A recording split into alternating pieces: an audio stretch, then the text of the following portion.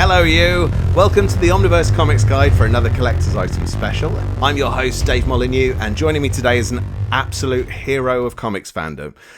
While so many other comics podcasts focus on the perceived negatives of comics, few focus on the pure joy of comics. The excitement, the anticipation, the shameless film adaptations, and the light at the center of the darkness is Nick Ricci from the Geekable Podcast. Welcome, Nick. Thanks for coming on the show. That is probably the best intro I will ever hear, Dave.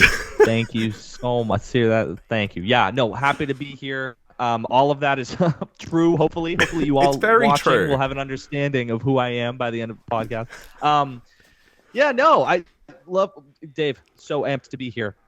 We have some great stuff to talk about. I'm ready to dive as deep as we want to go. We have some agenda items that I can't wait to get into. All exciting stuff. Yeah, I can't wait. Let's get into it. I hope you've been well. Hope you've been reading a lot. I'm trying, man. Yeah. It's tricky between the reading orders, but I'm doing my best. Yeah.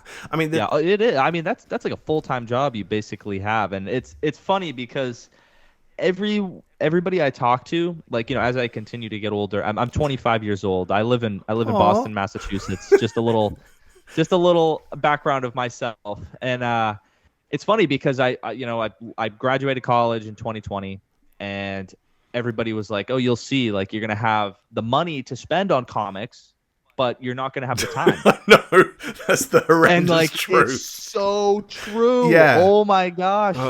It's time goes faster. Everything's I read weekly for those of you who are listening. I have a weekly pull list, of course, and every week I'm like, I'm kind of in a rush to read because it's just work until 6:30, and then go to the gym. That it's just but it's so true. The time is it's so hard to get a hold of when you have a job and stuff. So I don't know how you do it, but God bless you for it. I don't know. I've sold my children.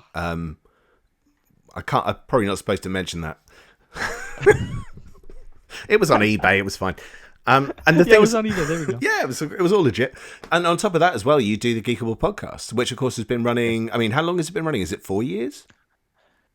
It's been running for 3. It's running for 3. It's been running for 3 years. Yeah. Geekable Podcast has been such a great way to meet new people. You're actually the only person, to be honest, out of the entire network of people that you and I are introduced to through the space of having a show and having an Instagram account dedicated to comics and stuff like that. I knew you before because you were the pickle page for I need a reading order on the Brood Saga, or I need to understand exactly the Civil War 1 reading order. I knew you were the only account, honestly, that I had found before any of the podcast stuff. So as soon as I got a podcast and I had a platform, I knew I had to hit you up to be on it and get to know you better. Yeah. So it's funny, crazy. Time flies. It's just insane. It really does fly. Yeah. Scary. Oh, well, thank you so much for having me. I mean, the thing is, I think I've been on 3 times. The last time was with Eric. So if you haven't listened to that episode, we will just go and jump on the website, omniversecomics.guide, and have a listen. We had a great catch up with Nick. So, hey, this is one of our collector's item special episodes. So, we like to have a nice mix of guests on. We've had Lou Collar from Sick of It All, lead singer of a hardcore punk band. We've had Ian Richardson, who's a UK comic artist.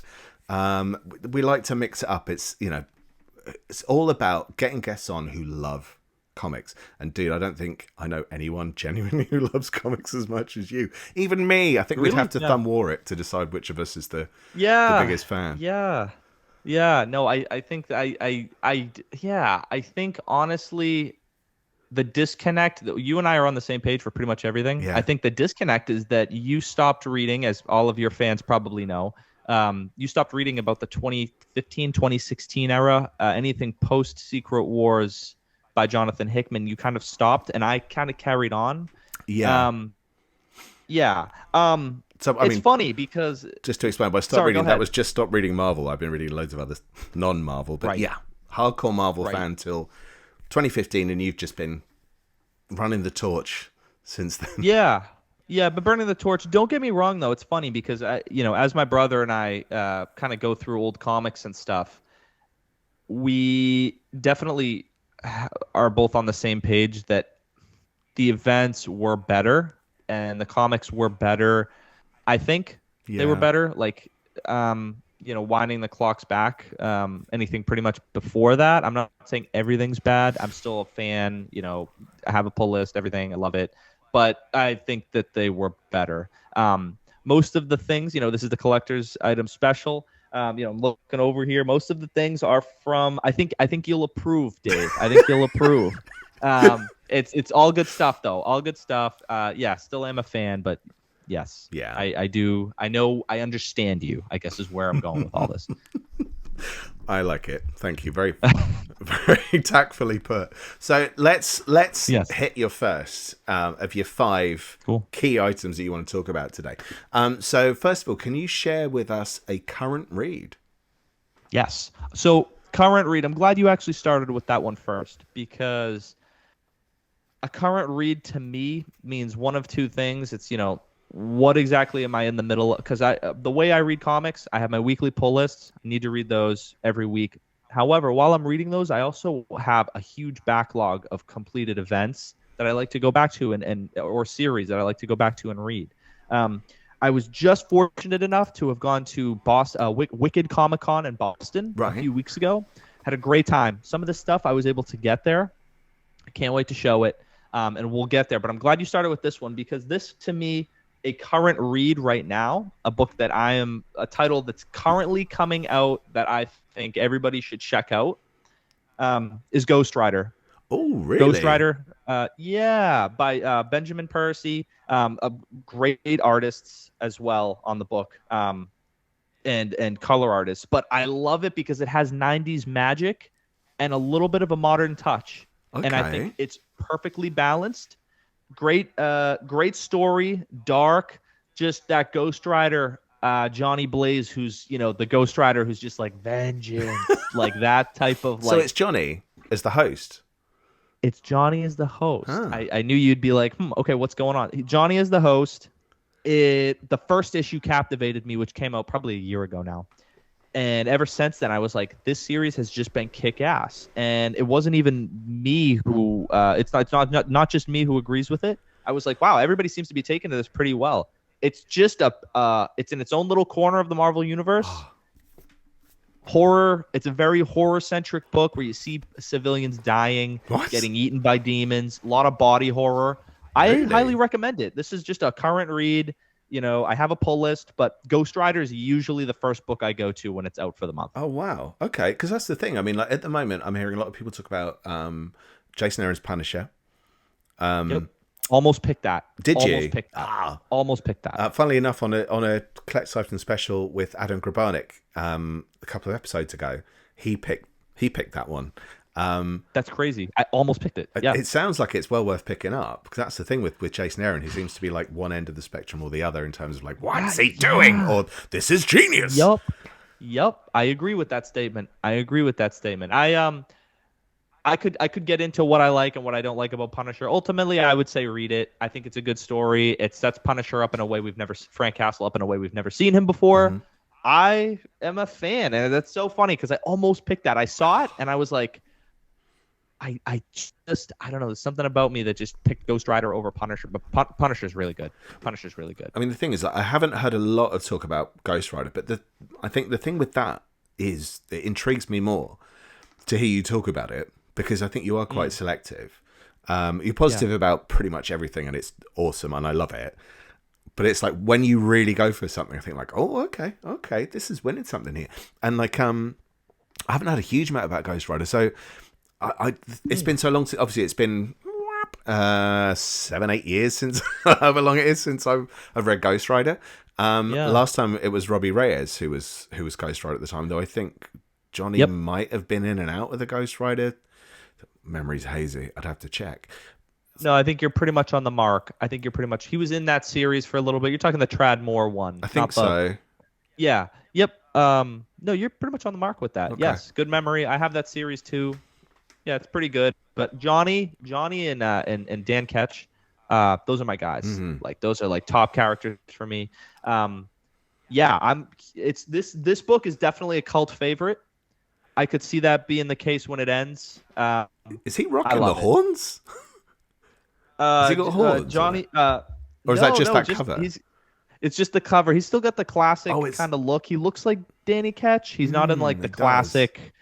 Yeah, but that's Johnny. Yeah, that's Johnny. Dude, I want to pick this up. Does it reference some of the classic kind of 90s era stuff? Because of course during that time there was all that mystery of like the Midnight Suns and the the what was it called, the totem thing. I literally did a reading on this not long ago.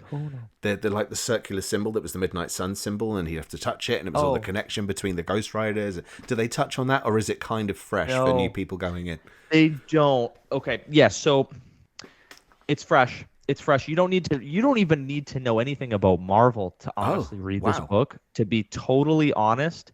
Just avoiding like major spoilers, but the book has like a 90s feel where it's just like, Ghost Rider's just like chaining people up and being like, classic Ghost Rider dialogue where it's just like, vengeance has found you. He doesn't talk a lot too. Like he's not an overly, he doesn't like, there's no word vomit in this book. It's just like Ghost Rider says like very few sentences, and it's just like, I think it's so well done. I think the story's there.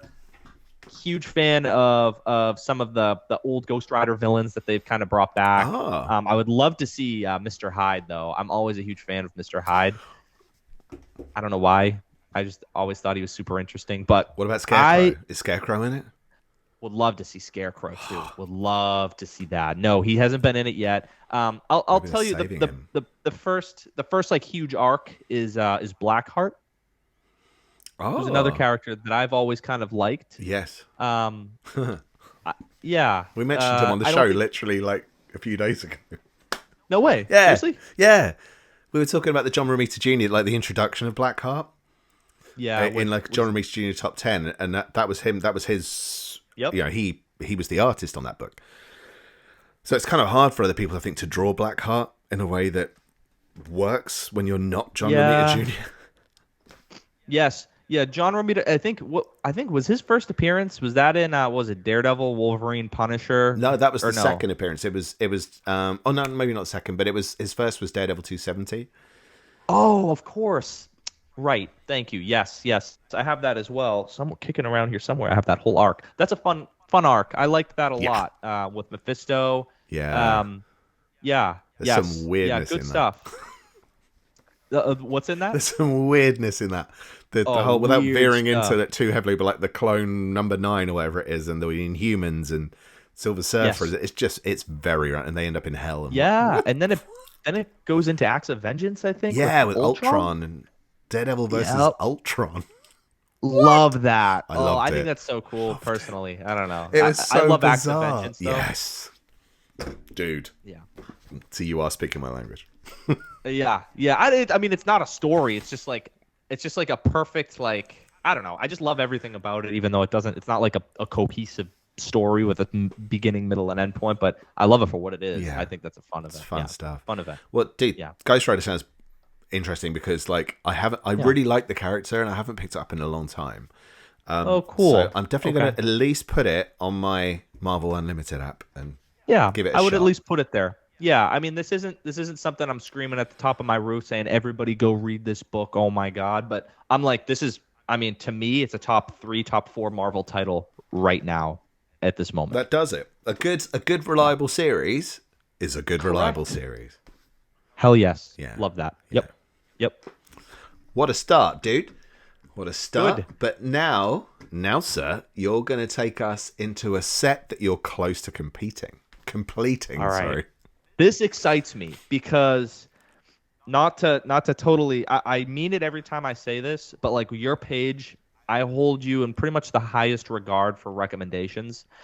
And there's 2 series that I was like, I have to get these. Not only because I love the characters and I love the, they're 2 totally different books. I'm like, I love both what these books stand for. There's 2 series. I had to choose 2. I'm sorry. I couldn't just choose one. No, do it. I had to choose 2. And I'm probably, let's start with this one. I'm gonna put the mic down here. This is just a classic. I think every Marvel reader should have it. We have, as you can see here, very close. Oh, Captain America. Yes. Ed Brubaker. Oh God. Yep. I think I'm 3 issues away. Which and issues? They're pretty obtainable issues. And I have to brag because I just have to take a second because everybody has a story. Hold on. Let me have the spotlight for 1 second. Everybody has a story, and anybody listening, you probably do too, where you're at a garage sale or you're sifting through comics of a friend and there's like a awesome issue and you're like, oh my God, this issue's like $1 and it should be like X amount of money that I just don't have. Uh-huh. In this series, I was able to find like in a 25-cent bin, like 6 covers of the Captain America, the first 6 covers. They were just all in there, and I was like, oh wow, this is awesome. And I was like, oh my God, I just got my notch in the belt of a collector and reader as someone who has a little story where I'm like, oh yeah, I got this in like a 25-cent bin, and this is like the first, the variant of Bucky, and I'm like so excited. Like to me, I was just like, yeah. So this was the first one. Had to get it because I think it just ties into the Marvel Universe super well. Yeah. Introduces a lot of stuff. It's a political thriller. It's not a superhero book. It is, which is such a surprising move. I mean, in a lot of ways, it makes sense to put Cap in a political thriller, but also it sort of doesn't because he's kind of seen so traditionally as a superhero, and almost like especially kind of internationally. I know I've said this a few times, so apologies for those who regularly listen for repeating myself, but someone said to me once, like when the new Captain America film was coming out, and I mean like the first Avenger was coming out. Oh, they said to me, 2011 maybe. Was that 2011? Yeah. Oh my God, it seems ages ago. I think it was. That's off the top of my head. I want to say it's around there though. Yes, Jeez. Long time ago. Yep. So yeah, someone said to me, so I see they're making a Captain America film, and I went, yeah, and they went, well, that's going to be shit. And I'm like, why? And they went, because it's Captain America. Like people have this weird conception of what Captain America is. And I think, like, as a long-time comics reader, I mean, even really random little reference here, not to veer off too heavily, but there was that Tree of Knowledge story in Daredevil. It was about 326. This is super nerdy. 326 upwards. It was just a 6-part series, and he was in it, and the art was beautiful. I think it was Tony Daniel, but it was very influenced by Frank Miller. So it was this great scene where Cap comes in, and it's just his silhouette, and he's this broad-shouldered. Big white flag. They have the white star on his back. So you see this silhouette with a star on his back. It's broad-shouldered man, and you just go, whoa, it's Cap. Yeah. And it's like, that's it. It's that thing of like, he does command your attention. And he's a genuinely well-meaning, really good guy. Like his heart is 100% in the right place. And not in a boring kind of like, not in a boring, why is that boring? That people see goodness as boring. And like, it isn't. Do you know how hard it is to be good when people are being dicks all around you? Yeah. I'm glad you said that because that's what happened when the Russo brothers, who directed Captain America Winter Soldier, Captain America Civil War, then they later went on to direct Infinity War and Endgame. They were like, okay, they were longtime comic readers, and they were like, we're going to take Cap and break him out of being like a square because he was always a predictable character. We were always kind of bored with him a little bit, and that's what kind of resonated with me when you said that. Like, really, like, whoever you were talking to was like, is that going to do well cinematically? Yeah. Is that going to translate well? That's what they did, and they kind of followed this series where Cap is like, can I trust the government? Can I, blindly just go in and do things? And obviously this series bleeds into Civil War, the Initiative. Mm-hmm. I want to say Dark Reign at some point.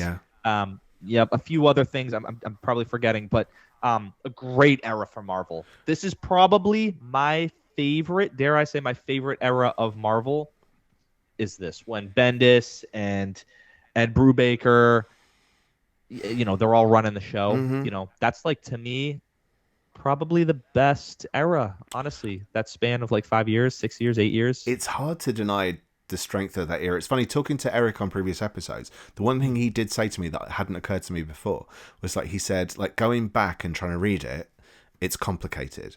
Like, it's you have to read a lot of different books and you have to know what order they're in. So I'm gonna try and help out there where I can. That's what I need to do. There you go. The bat signal. That's your bat signal right there. I'm ready. But basically, like, it's like when you look at what they did, and I mean, from Avengers Disassembled, Secret War, New Avengers, you had House of M, you had Annihilation Conquest, Civil War, Planet Hulk, World War Hulk.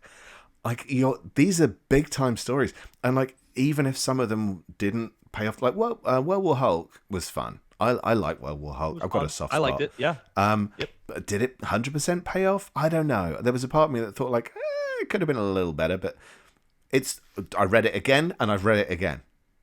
So I must be pretty damn happy with it. But that era and the way it all fits together as a coherent universe is the best. And that's the thing. Like, even in hindsight, there's still those people going, Joe Quesada made a mess. Like with One More Day and Brand New Day with Spider-Man. Like, yeah, he made such a good job of everything else. He did. Apart from that one thing. That was a big ball drop. It sounds painful. But, there was so much goodness that came out of that era. That was the Quesada era. And it I agree with you. I think it is the greatest era. I love the 80s. But it's even then, that 2004, 2010. You had the Dark Avengers. You had man, it was so good. And I really took it upon myself with my brother. I always mention my brother on the show and in all of my podcasts, because him and I are pretty much like a 1-2 punch for reading, collecting. We're pretty much the same person. We really leverage your reading order for pretty much everything of that era first, just because we're so passionate about it. Yeah. Like, I'm 2 issues away from your complete Dark Reign reading order. Wow. Where you have just every Dark Reign. You have everything from official to not official to this is where it happens, this is where it doesn't. Yeah, I'm so close to completing that. Can't wait to read that all over. I mean, it's just it really is the era right before Disney, right before Disney bought Marvel or acquired Marvel, and things after that definitely changed a little bit, I think, much later, especially. But, I mean, this era, to me, it's just, I think it is the best. And I love the 80s, too. 70s and 80s, like you said, as well. Love that. Yeah. Love that. Both really great eras for very different reasons. But and that's the thing, like, going back to Cap, I mean, they had Ed Brubaker on, who's now, like, doing 100% doing his own thing. He's selling comics based on his name being on the cover. Yes. Whereas at that point, he wasn't the best known, but he was known in the kind of the indie scene for crime comics and stuff.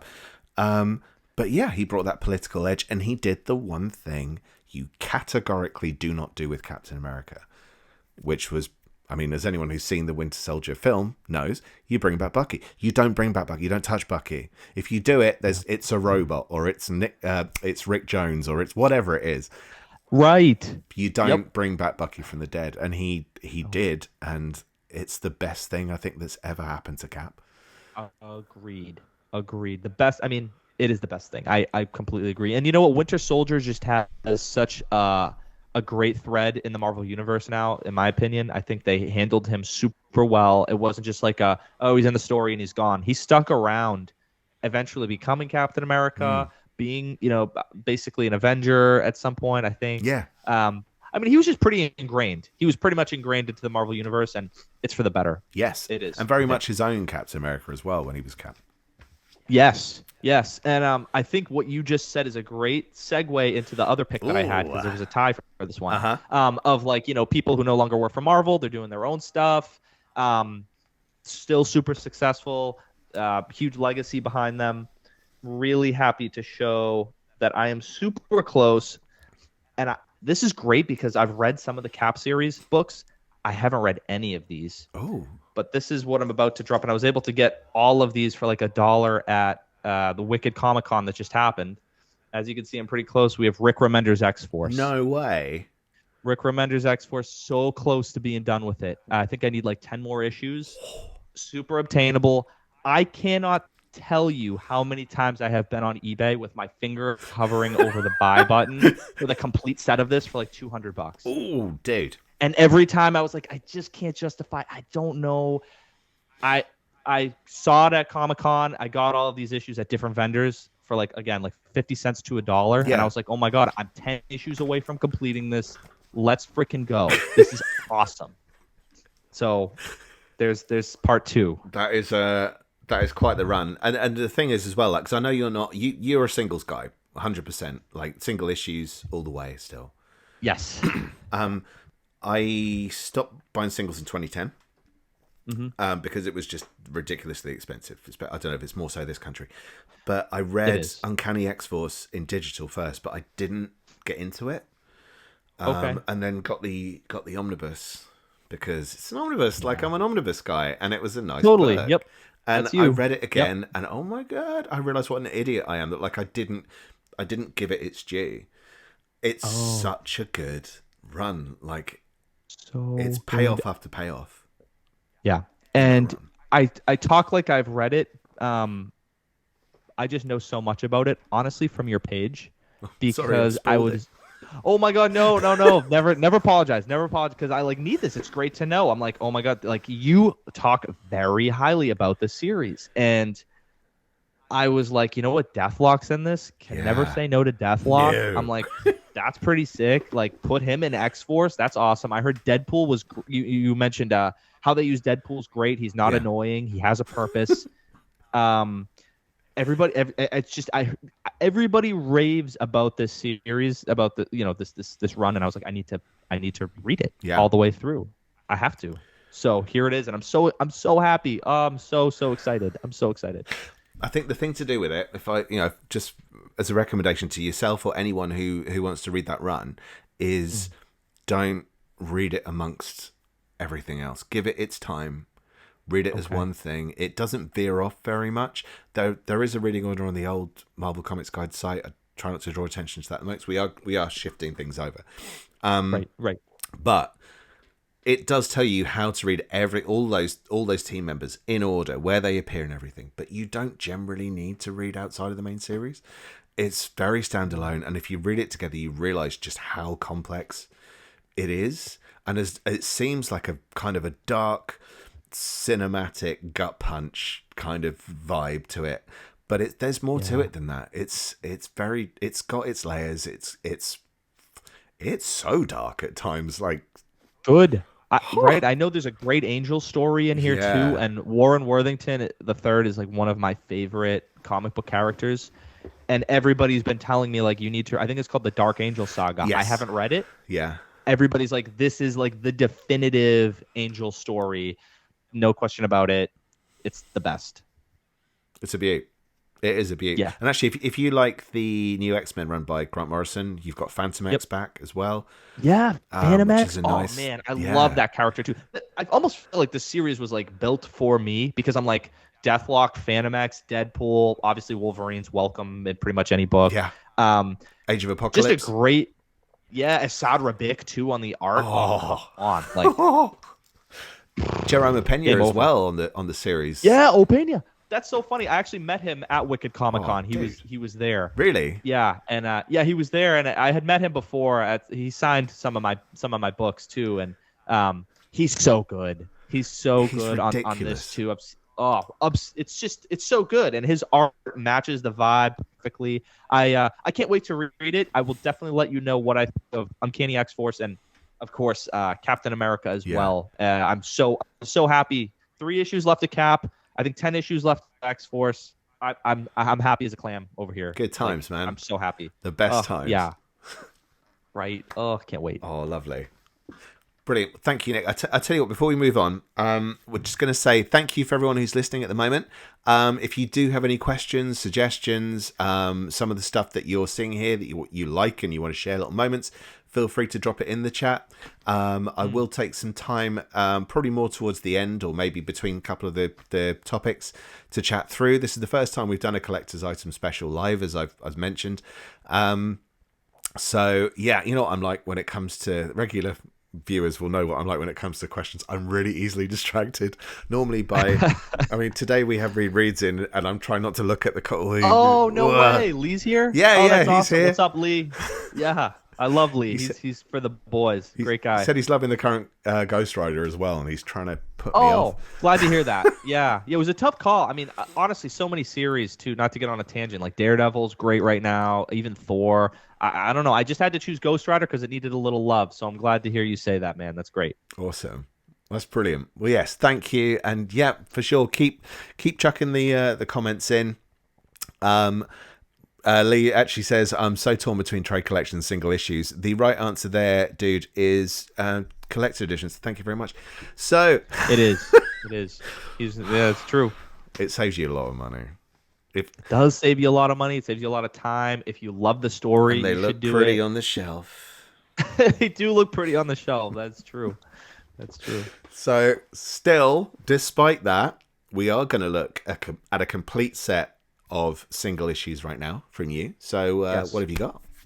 So, look, complete set to me, I was like, again, it's probably, look, I'm just going to keep saying it. It's probably going to keep coming up. I'm sorry. I'm not sorry. Don't be sorry. This is from your reading order, of course, Dave, because it is my Bible, right? Yes, I'm a practicing Catholic. Wow. Yes. I was going to correct you to say a Dave lick, but that doesn't sound right. But this came from your reading order, and it's one of the, honestly, I should really count how many times I've used your reading order to like use stuff. This is probably, honestly, one of the best stories that I was able to put together. Thank you for putting this together on your page. No worries. Great story. I'm just intrigued. Yeah, had to get it. This, oh man, I would love to reread this just looking at it right now. But for those of you who are wondering, we have here the Brood Saga. Oh. Okay, the Brood Saga is just the covers. Oh my God, just like I really have everything put together from your order on this, including the New Mutants OGN here. Oh wow, OGN graphic novel. Yeah, I mean, you talked about it. You talked very highly about it on your page. Yeah, and I was like, it hit everything for me. You have pretty much the origin of Professor X and Magneto, kind of meeting and coming together. Yeah. The Brood are a force to be reckoned with in this book. Like you understand, they are not here to play. They are like a top 10, honestly, threat to the Marvel universe if they were really able to organize themselves and go to work. You have the New Mutants come into play. You have the X-Men just losing for like one of the first true times, like a heavy loss. Like Professor X is completely lost. Yeah. He's like, I don't know what the hell to do. This is a disaster. It was just, for me, it was just the emotional ticks were there. The action was unbelievable. Captain Marvel, Carol Danvers was pretty badass in it too. I'm not a huge Carol Danvers fan, but I was like, this is pretty sick. Yeah, overall, I mean, even the New Mutants issues at the beginning, I loved it. Everything about it, I really enjoyed it. This is the complete set that I decided to bring to the table today. Lovely. It's a really interesting. That is not remotely what I expected, which I love. I love it when people bring something that I'm not anticipating. Good. Good. It's normally people just go like, I'm going to go for a 300, 400 issue run. It's like, wow, that's impressive. I was going to do that. Interesting. But I was like, I really just, it caught my eye out of everything. And I was like, this is the one. I'm feeling it. Like this is the one. That's nice. So it was what, 1982, 83? Yes. And it was, I think, the last two parts of this added Paul Smith as the X-Men artist on the regular Uncanny X-Men series, which I think he's still probably my favorite X-Men artist, even though his run's really short. Oh, cool. But I love his art on it. Wow. It's so smooth and clean and that's a bold statement, yeah. actually, that you just made. That's a very bold statement. There's a lot of people to choose from. I really thought I'd say Alan Davis, but that's kind of crazy that you just said that. Really? Damn, I mean, I'm not judging you by your pick, but like that's a big statement to make. I don't even know who would be my favorite X-Men artist. That's crazy that you'd pick him. Yeah. Yeah, it's funny because I think like when he jumped on, he was basically told by people at the time, do X-Men, you'll make a fortune, stay on for a little bit, jump off, you'll be fine. And he did. Cool. He just jumped off. He did almost around a year. And that was it. Yeah, he came and went. Yeah. I mean, who would complain about his art? Oh. Really? It's too much. It's too good. Yeah. And that's the thing. I think like when you look at some of the other artists that have been on X-Men before and after. I mean, like John Byrne's quite detailed. Jim Lee's incredibly detailed. Love John Byrne. I love John Byrne. Oh, yep. How can you go wrong with John Byrne? Well, someone I was talking to in a comic shop when I worked in a comic shop years ago, they said to me, like, I don't like John Byrne. And I couldn't process it. Like, what? I can't process that either. Yeah, that's yeah. He's like explain. He's like unbelievable. Yeah, It's great. But fun story. Yeah, good story matters. Yes, it does. Well, it introduces the New Mutants because that's the thing. If you read the Marvel graphic novel #4, New Mutants, on its own, you wouldn't realize it was part of the Brood Saga. It literally feels like a nice standalone. These are the new generation of X-Men, essentially. Yes, but it's part of the Brood Saga. Completely part of it. It is. You nailed it. I'm glad you brought that up because you can read it as a standalone, but if you read it together with the Brood Saga, oh my God, I think it's a way better experience. Way better experience. I did notice in that pile you had Fantastic Four 249. Yes. So is this one of those times when you've added to my suggestion for what the reading order should be? I have 250, 249, and 250. And I have a little note, graphic novel, New Mutants after FF 250. Yes, the comic is at the side of the box. Yes, I put this in here. Forgive me, I probably read this about a year ago, but I think I put it in because I think it's referenced in this issue. I think Gladiator's in it. Yes, I think it's what happens. I think isn't it that there's a holographic message between. There's a communication between. Oh my God! See, for everybody listening, this is like reason number 3072 of why like Dave should work for the CIA. You have like the best like memory for data. It's actually frightening. Only like, if it's CIA comics, man. Hire you. If it was anything else, I'd go like, what? Unbelievable. That is why. What day is it? That is why I'm here thinking. I'm like, what happened? That's what it was, and it's so subtle. But I was like, you know what? I have the issues. Classic Fantastic Four issues. Just lovely issues. Did you see also there's Fantastic Four 249. There's an early issue of Superman as well by John Byrne when he jumped over to DC. I think it's issue 4, but I could be wrong. Where he's holding up a member of the Legion of Superheroes, and it's like a reference, like a tribute to his own cover. Completely, which is really, really cool. Yeah. And you know what? Like, he's John Byrne. Like, hell yeah, go ahead and make a reference from your do whatever you want, man. Do whatever you want. Great story. Truly, like, just looking at it right now, I'm just like every now and then, like, I'm just so proud to like have something complete. And I look at this and I'm like, I'm really just proud to have this all said and done. And I have your reading order to thank for that, because it was an amazing reading experience. I think every X fan should read it. And you can find that on Dave's page, of course. Well, do you know what I'll do? When I reread it, to move over to the new page, I'm going to drop in those Fantastic Four issues and see if you're right, and see if they should be in there, because like I don't want to miss anything. So I love that. Yes, that is one of the times where I was like, oh, I should add this. Yeah, that's funny that you picked up on that, because anybody listening, Dave always loves to know when I sort of add to his reading orders. And yeah, this was actually one of the times. I forgot I even did that here. So yes. Nice. No, funny. I appreciate that. Thank you. Yeah. Of course. So dudes, we're going to jump to your number 4 now, which is a favorite purchase, which I'm assuming is going to be quite tricky for you by the sound of your collection. So tricky. I really want to kind of put this in a lens. This is definitely one of the best books I've actually probably it's a masterpiece. I read this and I was like, oh my God, this is, I didn't want it to end. I just bought it at Wicked Comic Con 2. And I had been looking for this for so long. I wanted it in a first edition, first printing. I was like, I need this book. And it's not from Marvel. Ooh. Here we have Batman War on Crime by Alex Ross. Oh, look at it. And and Paul Dini. And I was like, I've been reading Batman since 2011 when the New 52 started. And I mean, this book, all painted images by Alex Ross. It's just a Batman standalone. And to me, this is like probably the definitive Batman story. Wow. Completely timeless. I I can't talk bad. I can't talk bad about it. I can't talk highly enough about it. That's brilliant. I cannot. Brilliant is the only word to describe it. Emotional, just great story. Everybody who loves Batman should stop what they're doing and like read it like tonight. Just amazing. It's funny. I've got it and I'm due to read it next, but I've got it.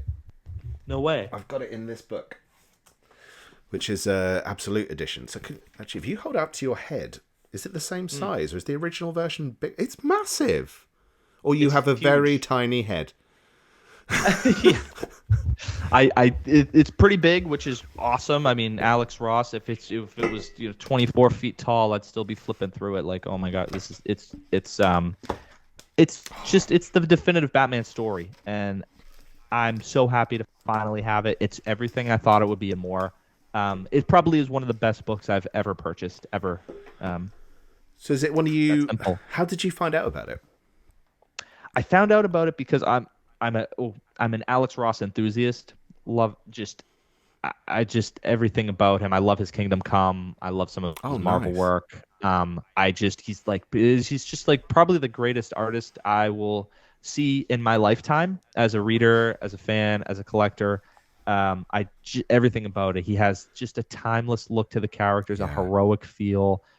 Everything about it's just like kind of classic too, and I think a lot of artists move towards more of a modern take on characters. For some reason, he just always has like a classic feel, and I just had to buy this because I love Batman, and I heard it was a great story from so many people, and they were like, "You love Batman, you should read this." Oh, nice. Here I am, X amount of years later, finally bought it, read it. Amazing story. Are you tempted to pick up any of the other books from that series? Because it was essentially a set of one shots. So there was Superman Peace on Earth, Peace in Our Time. Yep. I've got it right here, and I literally can't remember the name of it. There's a bunch of them. There was a ton of them there. My brother bought the Justice League one. I actually sitting over here. Yeah, he bought that one. There was Shazam. There was a few others. There was Wonder Woman. Power of Truth. No, that sounds. They all kind of sound like that, and that's why I think I can't quite remember the titles that well. Yeah, weirdly. Yeah. Superman's Power of Hope. I think I'm completely off the top of my head, but I bought. I'll get them one day. I could have bought them there. I was like, you know what? I'm just gonna chill with the Batman one because there was a ton of other stuff I wanted to buy, and I was like, I'm on a budget realistically, so I was like, I'll see what I can do. And I walked away with this one, and I was like, honestly, I was glad I didn't get any of the others because I was like, it's just so good, so good. It is. If good. The Superman one's anything to judge it by, because that's the only one I've read so far. So I'm not binging on that book. So I'm literally about to hit that Batman one next. It's on my next read list. So that was like quite an interesting choice. Yeah, that is so crazy. Yeah. Wow. So, my gosh, you have to let me know how you enjoy it. If will. You enjoy it, let me know what your thoughts are. Yeah, I can't imagine not liking it. I mean, like you say, it's Alex Ross, and of course, like Alex Ross. For those who aren't aware, he hit the scene in the 90s. I think initially on Terminator of all things, but he randomly with Dark Horse. And then he jumped to Marvel with Marvels. Look at it. How can you go wrong? Look at it. Who can do that outside of Alex Ross? It just looks so good. It's a perfect Gotham. That is a perfect Gotham there. Yeah, it is a perfect Gotham. I like that you said that. It is everything about it. Man, you have to let me know what you think. I will. And anybody who's listening, just if you like comics, I mean, it's just a perfect book. It's a masterpiece. Every now and then there's a great series that comes out, but very rarely there's a masterpiece. To me, this is a masterpiece. It is. And that's the thing. Like, if you don't necessarily read comics, I think it also works because it's done in a slightly different way. And Paul Dini, of course, is well known for writing the Batman animated series in the early 90s. So if you watch that but never read the comics, it's a really nice place to start. Actually, it's a ridiculously nice place. I've even read it, and I know it's going to be a good place to start. Yes. Yeah, Paul Dini's writing was great. So, yeah, that's one of the best purchases I've probably ever made. Just a great book that I'll probably read every now and then, go back to once every year and just sit down and just enjoy it. Great book. Nice. Really nice choice. Thanks, man. Yeah. Thank you. Yeah. Oh, lovely. Give me shivers.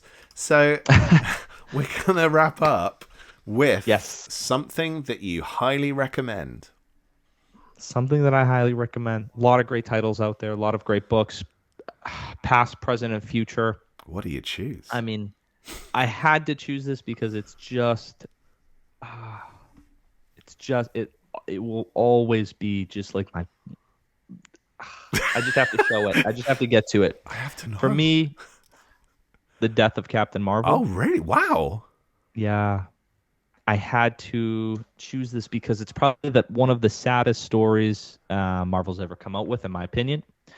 It's a hopeless story where you know the ending from like the fourth page. You know exactly how it's going to end. Yeah. And it's still just like, I read it and I cry every time. And I've been fortunate enough not to have lost anyone close to me from the book is about a hero battling cancer. I've never had to deal with a loss of cancer, thank God. Hopefully I never do. But this book is so real. It is so real and grounding. Mm-hmm. And it just makes you feel for a character. And I already loved Captain Marvel so much. And this book to me is just like it's about a hero who loses. Yeah. That's it. That's it. That's what's kind of beautifully shocking about it. And it's not shocking in a lot of the time. I think people go, especially nowadays, shocking with some big horrific moment or someone's gut spilling out or something. I think the thing that's shocking about the death of Captain Marvel is, we're looking at a time of the 70s where things were very big and in your face, and it's all big punchy front covers, and and this is a cosmic story, so it's even more so. It's got to be even more grandiose, with Captain Marvel. Right. But Captain Marvel basically faces death while he has cancer, like you're saying. He can't punch that. That's something that you cannot defeat. No. You can't defeat it, and the whole time, again, you know it's coming. And like Captain Marvel he's like one of my all-time, if not the all-time favorite Marvel character of mine, which is like a hot take. Yeah, I just grew up with his comics, and I was like, this guy is like, he's the best. Like, he's kind of like Captain America, like does no wrong. Someone I just like looked up to when I was a kid, and it was a while before I found out that he had kind of died of cancer. And actually, when I was at Wicked Comic-Con, I got Captain Marvel, I think number 24 off the top of my head, where he breathes in the gas from Nitro, the villain who he was fighting at the time, which gives him cancer. And this book, oh man, yeah, I think it was the start. I think you're right. I think it's the start of that run, which was the Jim Starlin run. Yep. It's right about there, and I think it finishes. Yeah, Jim Starlin's like my guy too with Nitro, I think. Yep. But so you're absolutely right. It's when he faces Nitro, and you don't realize at the time, because that's when Jim Starlin stopped writing the series. Right. I mean, to me, he's just the best. Like, he's done so much, and he wrote and drew this story too. And I always love when a creator gets to do that. I think there's like an extra part of like magic to it. Yeah. And I always go back and I read it, and I just think about all of the great times too that I was reading his comics, and he was a hero like to the end, absolutely to the end.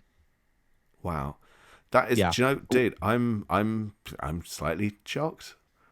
Yeah, good. What I a feel choice. like every time I come on with you, you're always like, I'm shocked, which is great. I love to be full of surprises. You I love are. That. I think every time. I think it's entertaining. Yeah, but no, that's good. That's good, and I hope that people will read it. I think it raises awareness to,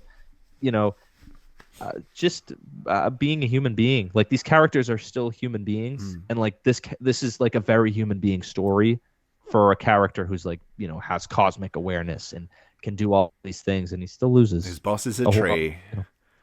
Yes.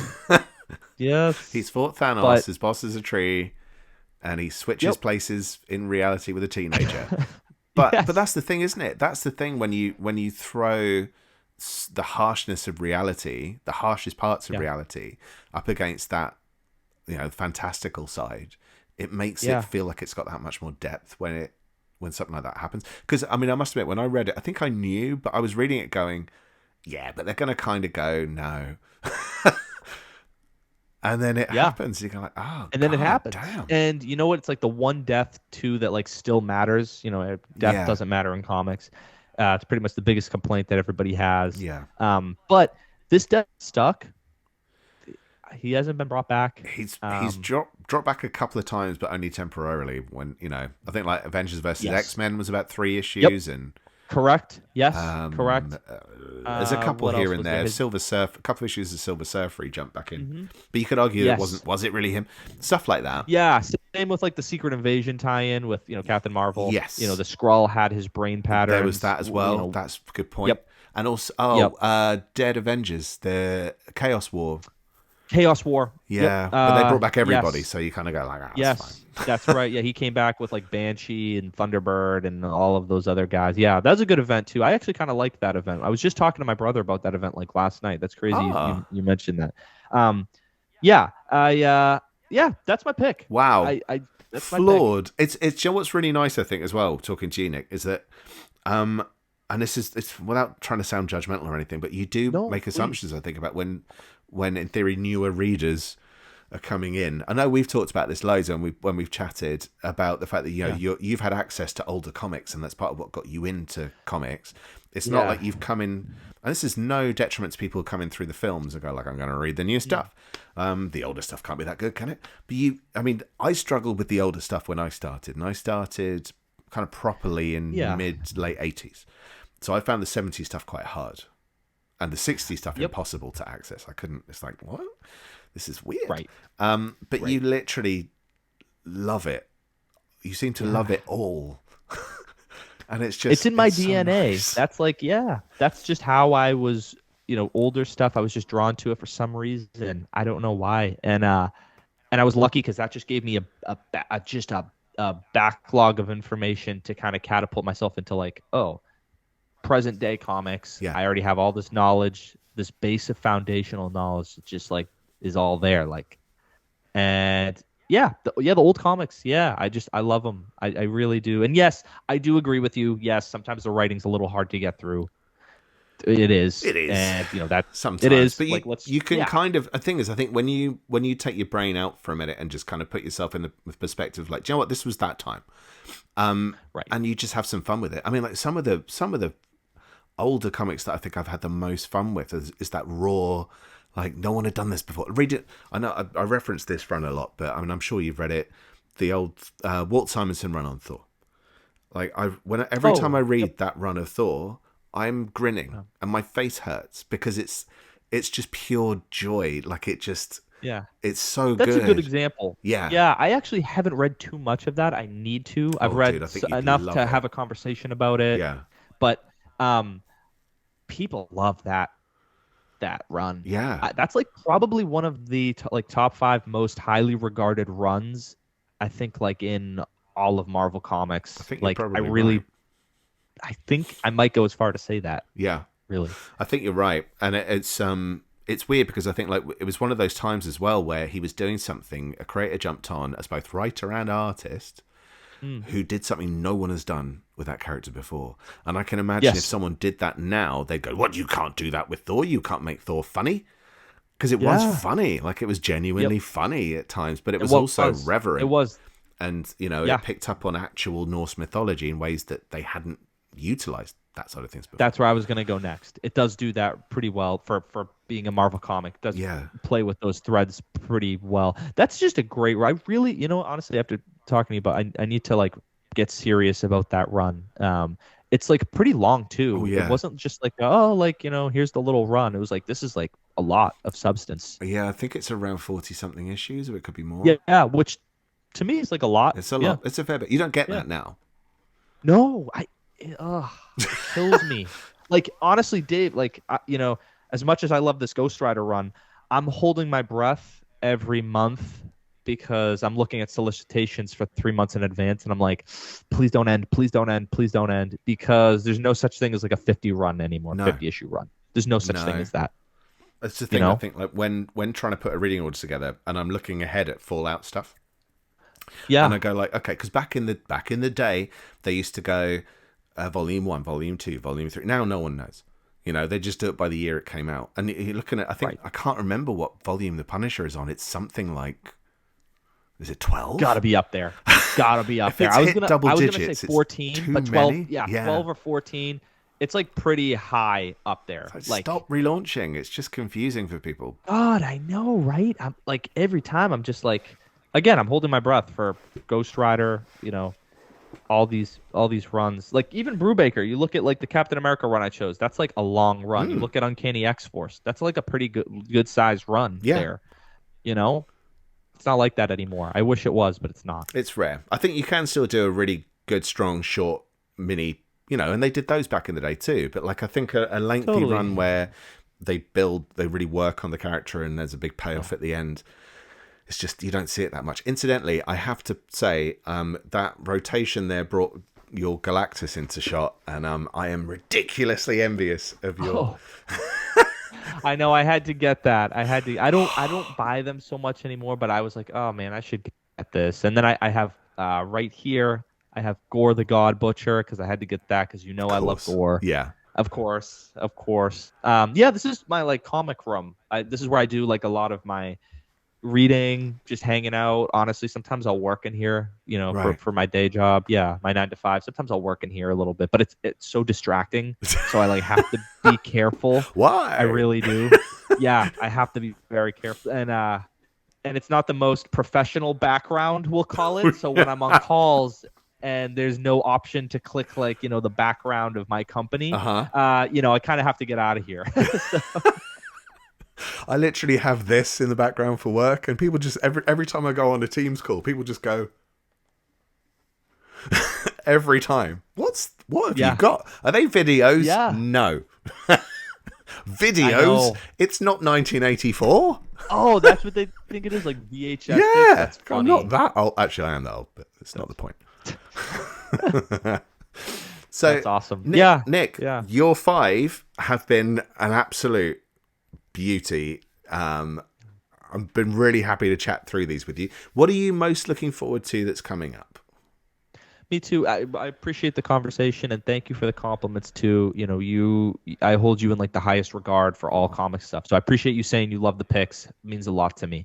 I would say in the pipeline right now, I would say probably the thing, and I think if Lee's still here, he would probably agree with this.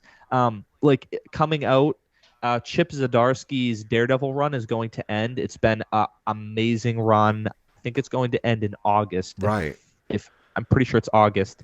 And I've been reading it for like 4 years. You know, that's a lengthy run. That's a lengthy run, right? We're talking about, I mean, because I just remember, it sounds dumb, but like I remember myself as a person like 3 or 4 years ago, and like so much of my life has changed since then. So much.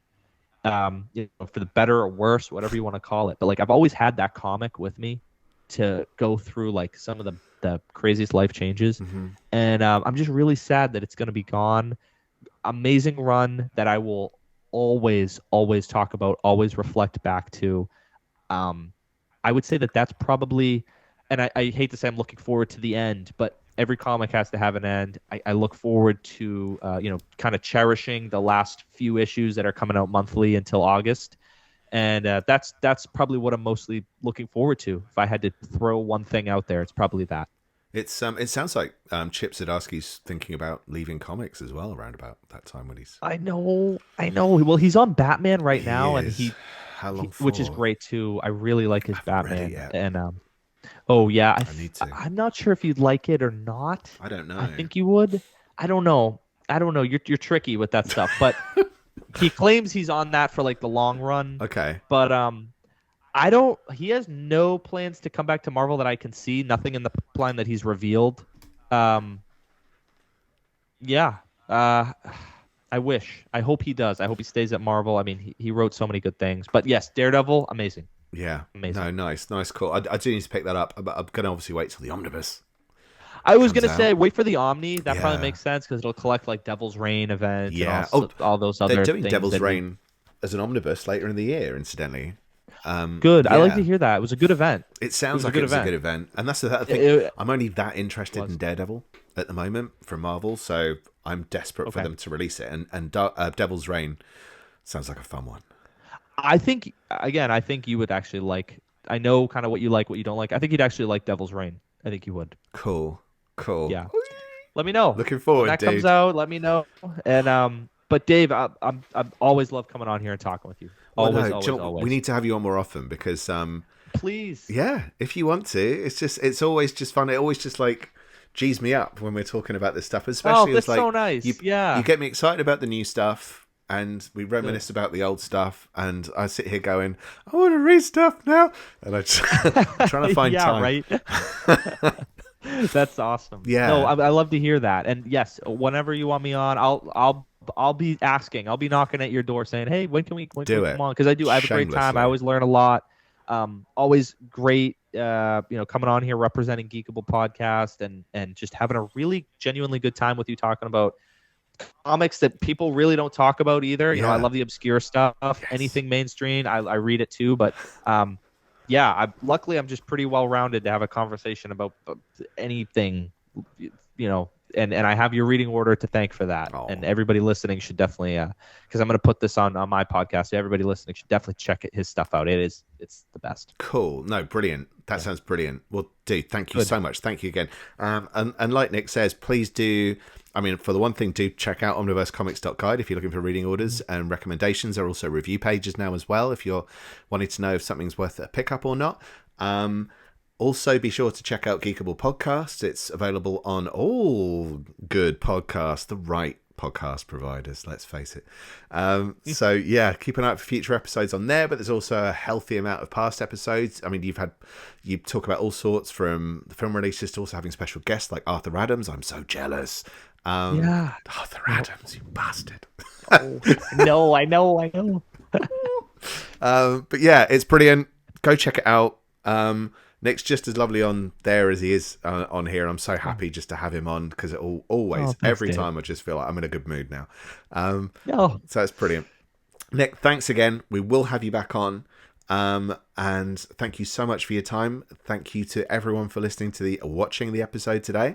Either or. We're always available on podcasts as well. This episode will be available on YouTube. Catch us every Wednesday for the regular live show. And we'll see you next time. Thanks a lot.